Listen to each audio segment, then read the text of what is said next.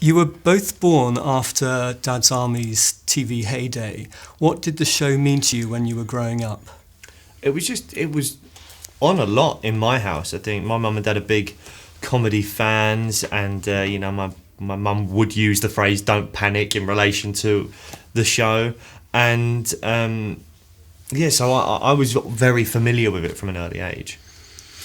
The same. I mean, Dad's Army is such an iconic show, isn't it? It's up there with Fools and Horses and Porridge and Fawlty Towers. So we were under no illusions, Blake and I, and collectively the whole group, that it was a huge responsibility and big shoes to fill, but a great challenge, really. It was a mixture of trepidation and great excitement to sort of reboot this show and give it to a whole new audience, and a nostalgic trip back to the existing Dad's Army fans.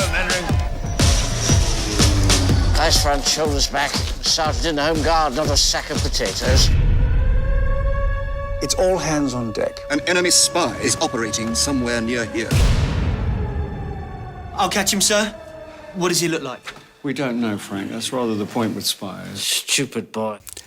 Were you nervous about taking on such iconic characters?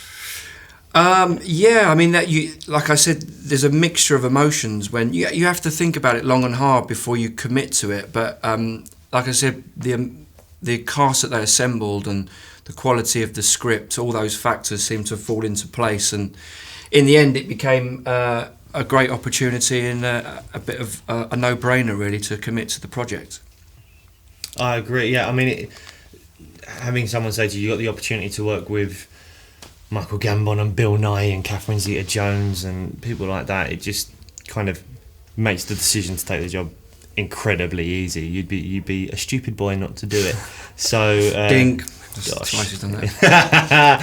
So yeah, as I say, it is pressure taking on these kinds of roles, but also you're trying to make it your own. And this film is a celebration of what the sitcom was, and it is also taking it in a slightly different direction as well, because we throw these characters into more dangerous situations and see them cope with jeopardy on a larger scale than what we'd seen in the sitcom.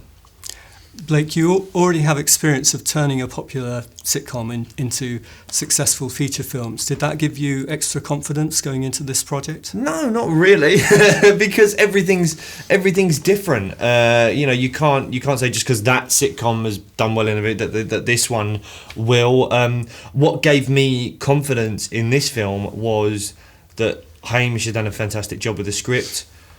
Ollie Parker had a fantastic vision for how he wanted to direct the movie, and the cast are phenomenal. It's a fantastic cast. So this gave me confidence because of its own merits, not because of something that I had done before. What about the practical experiences? It must have been very different making a big Hollywood film to making Dad's Army in Yorkshire. Was that very different? Well, it was. When did we shoot it? Just November, before. November, December. It was difficult in the sense that because of the time of year we were shooting it, we were chasing the light all the time, and it was a bit cold and a bit rainy. But you kind of forget about all that and enjoy yourself with these amazing actors. And Blake, who is the most stupid boy, Neil or Pike? Neil is on a level that is just ridiculous, isn't it, really? So, hands down, I'd go for Neil.